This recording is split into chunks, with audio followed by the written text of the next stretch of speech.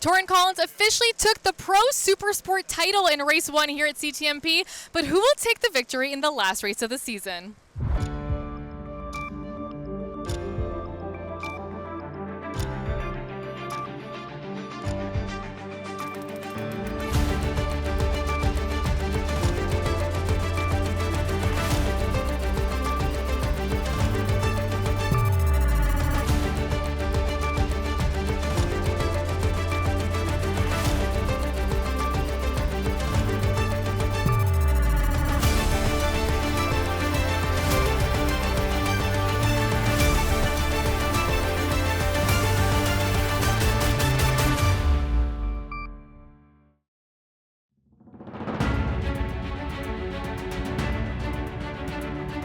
Marshall Ferguson alongside Colin Fraser as we are here at Canadian Tire Motorsport Park. It is the fourth and final round of the Bridgestone CSBK season, and in the Pro Supersport category, well, the championship, it's already been won. Trombllay-Collins is your champion for 2025, his first national title here since coming up and competing full-time. But what is there to play for in the final race of the season, Colin? Well, I think Collins was clear. He was looking to clinch the championship in race 1, beat Van Winkle, and then have a little more fun, be a little more aggressive, but he won going away.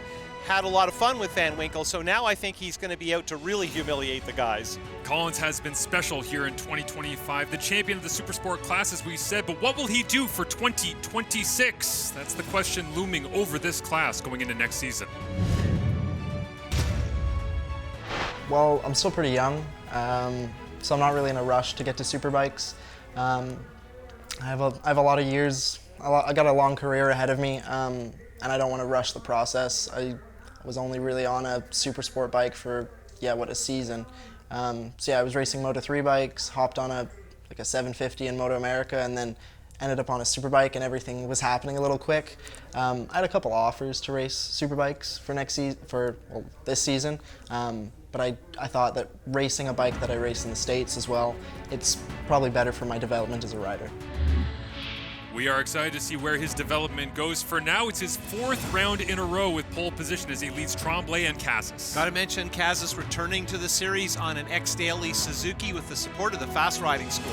Maverick Sear, you see there on his fourth different machine of the season, been riding down south a little bit, as well as Nathan Playford on the Ducati here as well. Sear on one of Tromblay's spare motorcycles, the whole trailer getting a workout for almost all of our competitors this weekend. You see Mac Wheel there on the Kawasaki as Brad McRae debuts the R9 here at CTMP as we get a look around Canadian Tire Motorsport Park. Fast, flowing, fun, and challenging. Yeah, Gen 3 of the Yamaha Triple finally making its debut in Canada, and here we look at CTMP where they held the Canadian Grand Prix in 1967 with Mike Hillwood and Giacomo Agostini.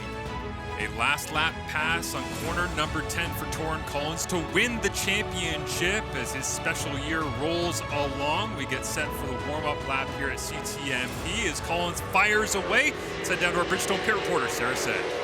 Thank you. Although he spent most of the season on a Suzuki, Trombllay-Collins made history as Ducati's first pro champion in CSBK. He claimed the 2025 Pro Supersport title aboard the Economy Loop Ducati V2 Panigale in Race 1 here at CTMP. The 20-year-old won the championship in spectacular fashion, making a bold last corner move on Sebastian Trombllay. He battled in a 5-rider pack from start to finish, trading blows with Trombllay, Tommy Casas, and Andrew Van Winkle before sealing the title in dramatic style. Collins helped Suzuki clinch the Constructors' Championship, and Collins actually becomes Ducati's first ever pro champion, with the two brands sharing the title in their record books. With the championship decided, Collins admits he's been super stressed this round. He hasn't spoken to many people, friends, and he barely ate before race 1 and almost cried on the grid. So he's looking forward to a more relaxed day on the track. Back to you.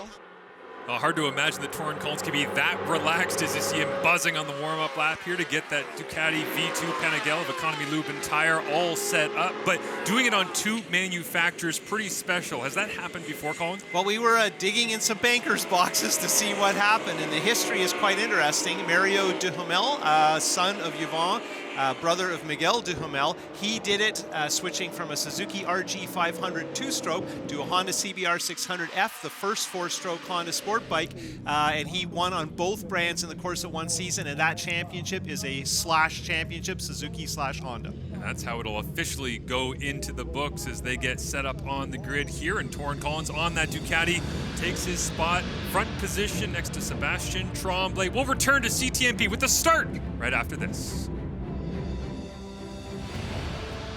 Portions of the Bridgestone Canadian Superbike Championship are brought to you in part by Importations Tebow, Keen Truck Incorporated, and GP Bikes. Closed captioning for the Bridgestone Canadian Superbike Championship is brought to you in part by AIM Insurance, EBC Brakes and Clutches, and Revs for Rhett. All set on the grid here at Canadian Tire Motorsport Park. You see Tommy Cassis right there, followed by Alex Michel, the last two to get themselves settled on the front two rows of the grid. It's the season finale in the Pro Supersport class. Trombllay-Collins on pole for the fourth straight row. He swept this season. Sebastian Trombllay, last year's #1 plate, right alongside him as the Power Sports TO lights are out, and we are full throttle at Canadian Tire Motorsport Park for the final time in 2025, and the championship winner, Trombllay-Collins on the Economy Loop Ducati, takes first position around turn 1. Fresh Bridgestones full of fuel, and Trombllay and Collins resume exactly where they were 1 day ago. It's Tommy Cassis in third, holding on, you see, with this front pack immediately as they swoop down the hill in turn number 2. Into 3 they go. Andrew Van Winkle fills out the top 4. Yeah, good action here at the front, and this is when Collins is at his most dangerous with a clear track in front of him. These guys need to get in there and mix it up. Somewhat surprising, Collins not able to break away the toe on the Andretti straight at all in race number 8. We'll see if he can do it here in race number 9, but tough as they head out of Moss Corner and down the hill. TV Tommy Cassis in third. He was not as high as third yesterday until the very end of the race, so probably confidence a little higher now that he's used to doing this. He hasn't raced all year until this weekend at his home track. Trombllay lays down the horsepower on that GSXR 750 as the ST Motorsports Suzuki cruises around the outside, laid on the brakes as well for Trombllay as he takes over the top spot. As our trackside announcer friend Frank Wood would say, he got small on that GSXR, taking up the least amount of room, being aerodynamically efficient, and between the bike and the Suzuki. Well, it's almost a replay of the championship winning pass in turn number 10 as Collins makes his way through, but right back as they head towards turn number 1, it is Trombllay as they swap the lead 3 times in the opening lap. And if you watched yesterday's race and thought a block pass was necessary, well, that just proved that Collins had to slow Trombllay up. With a clean line, Trombllay just came right blazing back past. Best seat in the house right now is Tommy Cassis as he sits in third position. Whoa. Andrew Van Winkle super wide at the bottom of 2. Yeah, that definitely wasn't the plan. Great on board here, and it's great to watch Collins because, man, does he ride this thing hard. And, of course, Collins and Trombllay have talked a little trash about each other. They are going back and forth right now, over and over again. We got about 5 passes since we opened this one up, and now Collins will dive back down the inside. And, Colin, you talked about Trombllay-Collins trying to ride free. This looks like it right here. Well, it's funny. Brett McCormick used to say that as soon as you can make a pass, you should make it to get in the other guy's head, so he's not sure of what the plan should be. And I think that's Collins all the time. If there's a move, make the move. And this onboard up the back straight is so good. Wow, they are side by side, and look at the eyes right there of Trombllay-Collins staring down that GSXR 750 as they swoop into turn number 9, side by side. Bit of a wiggle from Torin as he straightens up. Trombllay looks as though he'll hold the spot on the inside line through turn 10, but no, the better drive comes here from Trombllay-Collins on the Ducati. And Collins monstered Trombllay there. He just took it away and made Trombllay have to give it up, and that is just ambition in the motion. Tremendous battle as well happening in the 4th spot is Elliot Vieira battling alongside Andrew Van Winkle as another Ducati, GP Bikes Ducati of Vieira, the 33, up against Van Winkle on the 45 GSXR 600. Great to see Vieira getting somewhere. Unfortunately, he had to give up the spot. He's been struggling with some injuries and some technical problems. Definitely not the year we expected from him, a guy who should be a front runner. Matthew Simpson in 6th position. Great to see him back after a serious injury back in round number 1 at Shannonville Motorsport Park as Maverick Sear in 7th. Alex Michel right now is sitting in 8th as he hopes to be 3rd in the championship by the end of this final race. Rob Massacote in 9th, and Nathan Playford rounds out our top 10. And Simpson had a problem with his second string Yamaha. He had an engine issue, so he's borrowed a Suzuki for this race, so he's trying everything. And getting a little bit of help from Marco Souza here, and Matthew Simpson riding hard as ever as you see Trombllay-Collins continues up front on the Economy Lube Ducati, but once again he has to fend off going into turn number 9. It is Sebastian Trombllay taking that inside line, and back and forth they go. Solidly into the 124s. Yesterday we had some high 23s, so it'll be interesting to see as the fuel load lessens and the tires come completely in for the Bridgestones, what is the possible pace at the front as Collins is once again all over Trombllay in turn 10. And Torin getting pole position with a 123.841. You see just how close they are here in terms of the splits of that top 5. The breakaway pack once again, Trombllay-Collins, Cassis, Van Winkle, and Vieira. And that was a classic. We had Collins glancing over one shoulder, and that seemed to cause Cassis to commit to the move on the other side. They are taking peeks everywhere they can to get a sense for their surroundings, but you can see just how much Collins is able to close up on Trombllay through this section as they head through turn number 3 and down the hill in 4. And if you're a street bike rider a little confused about what's going on with Tromblay's left foot, remember that for these race bikes, they go up for first and then down through the gearbox. So when you see him pushing down, he's actually picking up the next gear, not downshifting. The racers tend to call it back shifting. And they get a great look at it here as they fly through the exit of 5B and down the Andretti Straight, as well as constantly trying to pick up the gearing and get as much out of these bikes as they can. Great drafting this time. The side draft, Trombllay-Collins looks to the outside before they go under the bridge. And yesterday the rider who wasn't quite with the lead group but was hanging in was Michel. This time it's Cyr on that borrowed Suzuki. Michel just a little further back, and of course he's trying to cling to that third in the overall title race. Andrew Van Winkle sitting back there in 5th position right now as he dives down to the inside, and 4th, and on that corner number 10, the final. That's where he crashed at the end, the final lap of race number 8 yesterday. So making the most of his opportunities here, and certainly not afraid despite the incident at the end of yesterday. And we saw the former Guyanese champion Elliot Vieira way up on the curb, making as much room as he could for Van Winkle, probably with it in mind that Van Winkle has had some excitement in that part of the track. Widening the track as much as possible, just like we saw Van Winkle do here at the bottom of 2 in the early stages of this one. But it is Trombllay-Collins leading out front as that front 3 trying to separate themselves just a little bit right now, and Tommy Cassis doing everything that he can to get the Fast Riding School Suzuki onto the podium. And we had a glance at the mindset of Trombllay-Collins. Normally the leader would be a little bit conservative and the guys behind would be taking the wider, theoretically faster line. Collins, with a clear track, uses all of it. Tremendous battle here. The championship decided, the race far from it at CTMP. Welcome back to Canadian Tire Motorsport Park, as it is Sebastian Trombllay, number 24, out in front. He's the 2024 Supersport champion, but Trombllay-Collins has taken that crown this season as we see them continue to swap the lead back and forth. Here we go on the Mario Andretti back straightaway, shifting probably into 5th gear at about this point, pushing probably 270K. We go on board with Collins. There's Trombllay on the wide line on his GSXR 750. Remember, up until this weekend, Collins has been on a GSXR 750. There you see it, 8 lead changes between Trombllay and Collins so far in the first 5 laps of this Supersport shootout. The finale of this season as Collins had visions of another.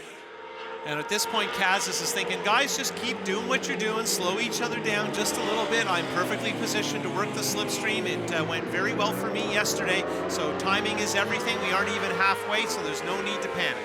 Tremendous shot there on the exit of Moss Corner as they get a chance to really dig into these motorcycles and get the most pace possible out of them. If you ever get a chance to watch just before the bridge right there on the back straight here at Canadian Tire Motorsport Park, you need to do it. It's tremendous viewing with the drafting down the straight. And we got to mention Cyr on that Suzuki has managed to catch up a little bit, which is extremely hard to do when you're by yourself and you have no one to draft with. Here's we got on board watching Trombllay going all out, and Collins, of course, has been trying to pass Trombllay in the turn we just went through, turn 10, every lap. As they complete the lap, and you see just 0.141 between Collins and Trombllay at this point. And yeah, Cassis continues to sit there taking a look as Alex Michel on the Speed Factory 67 Kawasaki has pulled into the pits. Yeah, apparently some kind of a clutch issue, and that's a shame given he's had such a great season on that Kawasaki. Also racing in the GP Bikes Pro Superbike feature class here this weekend in the finale of the 2025 Bridgestone CSBK season, but it looks as though his Supersport season in race number 9 comes to an unfortunate and premature ending. And he's another rider who are going to be quite intrigued to see what he chooses to do. We have so many really fast, talented young racers looking to make their way through the series. As they head down the hill once again towards the back straight, Trombllay out in front, and Collins tucking himself in as tight as possible as Cassis continues to hold strong. Bit of a drop-off from Van Winkle at this point, but it looks as though Alex Michel, based on this result, will not be able to finish third in the championship this season, as now there is a rider off. Is that Nathan Playford, it looks like, on the Playford & Company Incorporated Ducati? Yeah, and that's in a really bad spot coming out of Moss Corner, and there you can see Playford trying to move some of the bits and pieces that came off that V-twin Ducati. He just washed it out, just got a little too far over the edge of the tire. Fortunately, Massacott didn't clip him coming by, and there you can see McRae. That's your first peek at the Yamaha triple. As the R9 is able to clear that, as well as Laurent Liberté-Girard avoids the incident. And so Nathan Playford out of this race, unfortunate for him, but Trombllay-Collins and Cassis, a breakaway 3-pack right now, and podium contenders across the board, with Collins being the 25 champion and holding strong. Yeah, we have a lot of '1 plate guys in this battle. Everybody here has at least had one title, so Collins is in good company. Now, you got to mention that when Cassis decided to make his comeback, he talked a little bit of trash about Collins, in that Collins would be his target in this class because Collins is the guy to beat, and Collins basically said, bring it on, and here they are actually racing each other, so it's good when these things play out. Well, the fastest on track in lap number 7 was Tommy Cassis, 123.476, so Cassis certainly has the pace on that fast riding school Suzuki. Well, there's two things. You've got inspiration in front of you, and the air is already being moved right here. That amount of air getting pushed by the first two helps your lap time significantly. We saw that with Collins being in second position in race number 8 of the season when he won the Pro Supersport Championship, being able to make the most of it at the end of the Andretti Straight, and Cassis as well stealing that second position away from Sebastian Trombllay as he finished third on the podium. And we aren't quite seeing the battle in lap time because Collins isn't pushing the pace the way he did yesterday. The pace is very, very good, but it isn't right at the edge the way it was on Saturday. And there Van Winkle had a good look behind him. Maybe he's got a problem? As Van Winkle dropping off the pace, you see about 2.7 seconds the separation from the top 3 back to Van Winkle. The Sear falling off the pace a little bit as this race goes on as well, but down the hill in turn 2 they go.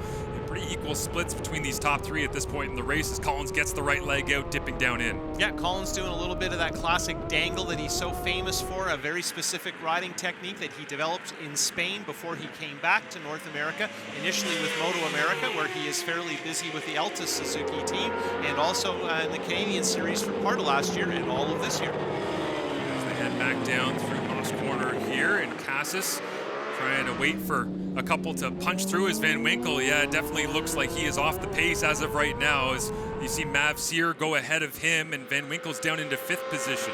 Yeah, I think Van Winkle was yielding the track. He was wide there, not because of a rider mistake, but just because he wanted to let the people behind have the access. And what do you think is happening here as Van Winkle climbs up the hill and obviously knows something is wrong?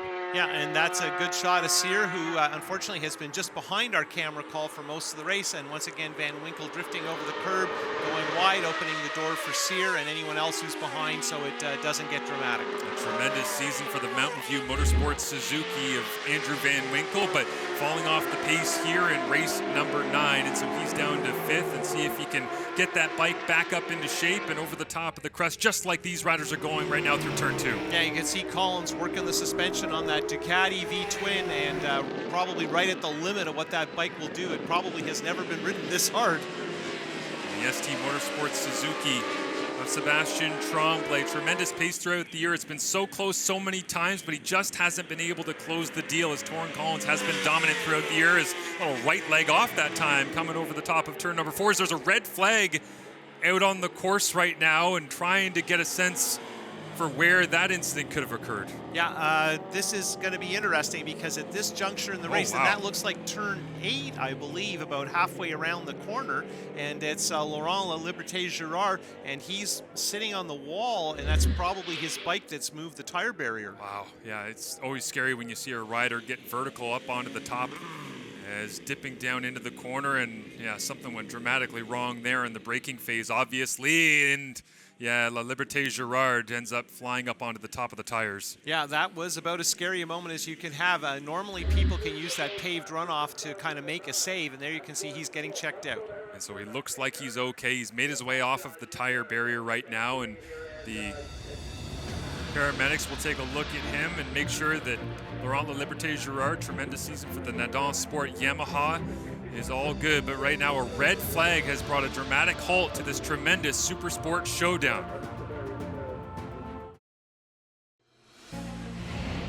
Portions of the Bridgestone Canadian Superbike Championship are brought to you in part by Importations Thibault, Keen Truck Incorporated, and GP Bikes.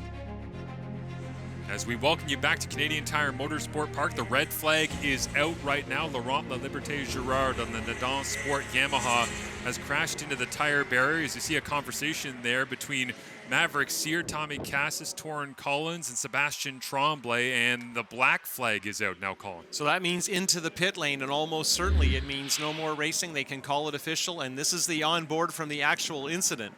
As we go inside the helmet of a very scary situation for Laurent La Liberté Girard. First year in Pro Supersport and Pro Superbike, as well as he's riding right towards that wall. Man, that is scary to see. The good news is he walks away under his own power. There you see him climbing down with the help of first responders to safely get down and check for any injuries. Yeah, and you'd be completely shocked to wind up in that position. It happens so quickly, and crashes of any sort are so brutal and so disturbing, and throws you off your plan. But obviously some kind of drama in traffic there, and probably got a little mixed up. So the black flag is out, and the final standings, it is Sebastian Trombllay going on to victory. Hard to believe his first of the year for the defending champion here in Pro Supersport. And got to mention Sear getting up to fourth, and also I think that Andrew Van Winkle benefited from that red. Let's hear from our winner, Sebastian Trombllay. All right, congratulations on first place, Sebastian. The race was cut short, but what does it mean to you to finish on top at the end of the season? It's pretty good. It feels good to finally win a race this year. We struggled for the first couple of rounds this year, so it's really nice to show what we can really do on the racetrack. Unfortunately, I don't like winning on a red flag like this, but I like it. You've got to lead the race as much as you can, because these things happen, and that's what I wanted to do. And I really had some plan for the end of the race, if we got to the line. So I was ready for it, and unfortunately, that's how I won. But no, it was a really good race. I really enjoyed it. The battle with Torren was pretty incredible, so I really enjoyed it. Thank you. Congratulations.